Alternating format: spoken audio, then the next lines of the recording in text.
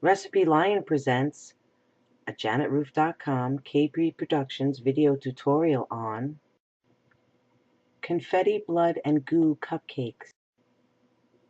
These are the ingredients you will need to make Confetti Blood and Goo Cupcakes. 1 1/3 cups of water, a 1/3 cup of vegetable oil, 1 red velvet cake mix, 3 eggs, baking cups, a mixer, a mixing bowl, spatula, a cookie sheet and cooling rack. Preheat oven to 350 degrees Fahrenheit. While your oven's preheating, follow the instructions on the back of the cake mix box.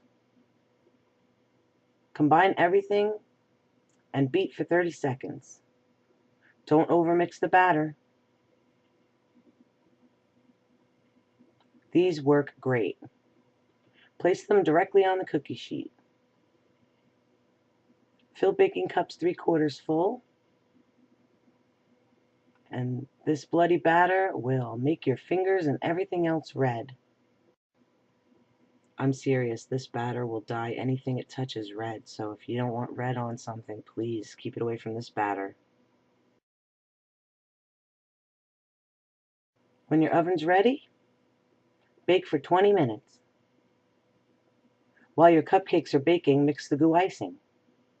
Fluffy white frosting, a small mixing bowl, a wire whisk and spatula, decorator's bag with tip, and green goo food coloring. Add 20 drops of green food coloring to your vanilla frosting and mix. Fill a tipped decorator bag with the frosting, and be sure to cool your cupcakes before you ice them. Press your decorating tip directly in the center of each cupcake and squeeze gently.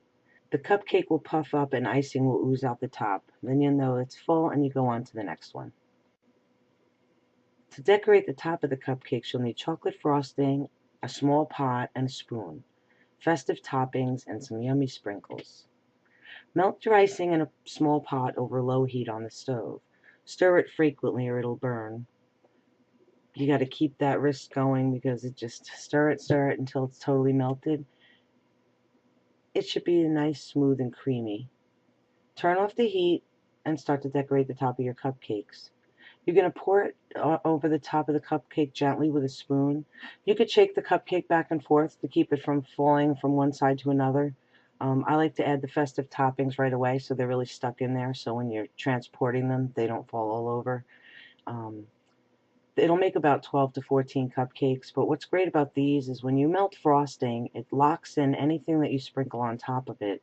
And if they do get bunched together or knocked over, the consistency when it's dry makes it nice and solid. So it's really good for transporting, especially for kids' schools and stuff like that.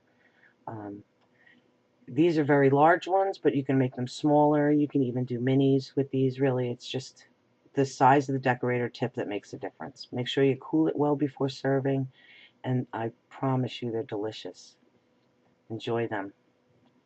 And you can make variations to create cupcakes for any holiday occasion. Just use your imagination. That's what cooking's all about. Enjoy. Delightful.